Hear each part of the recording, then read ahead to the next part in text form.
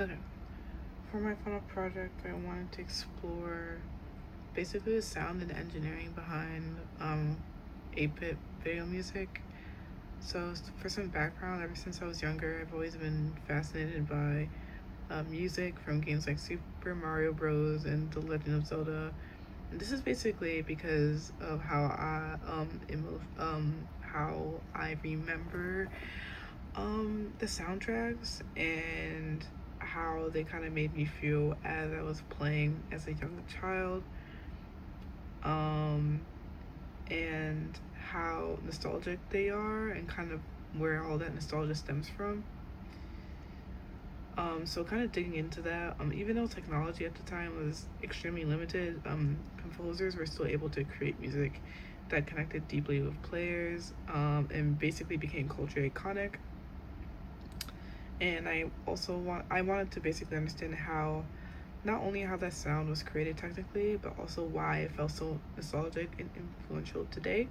So in my essay, I kind of expanded on how um, a lot of composers back in the day uh, basically capitalized on using catchy phrases, and also making sure they weren't redundant by using.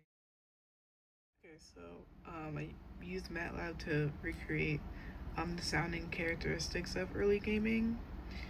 And I organized this project into multiple different functions, and each function is responsible for a specific audio effect.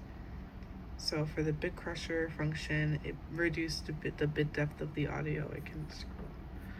Yeah, so very simple. It just reduced the bit depth of the audio signal through quantization, and that lowered the number of possible amplitude values, and is responsible for creating the rough digital texture, which is commonly associated with retro audio. Next, we have the downsample function, and that reduced the sample density of the waveform. So I created this in GarageBand. My original idea was created on the piano in Katzen, but I expanded on it in GarageBand, and because it obviously had a lot of information, especially after I exported it, I kind of wanted to throw like a lot of that out, because in music back in 8-bit music in the 1980s, it really didn't have like that much substance. So that I was able, so throwing some of those samples out would help recreate the low resolution sound quality of older consoles. And then finally, the distortion function applied controlled clipping distortion, and that was to add back some saturation and texture to the final output signal.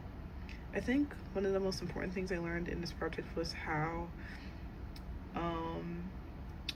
strong hardware limitations influenced basically the artistic identity of early video game music. I feel like if we didn't have that hump to get over and people weren't really being creative, that we wouldn't have a lot of the iconic video games that we'd have today, or at least that we can refer back to. And it created a lot of people's childhoods, and influenced, at least for me, like my musical identity and how I create my own music. So I'm gonna attach the before and after to this video, what the song sounds before and what it sounds like after, and yeah.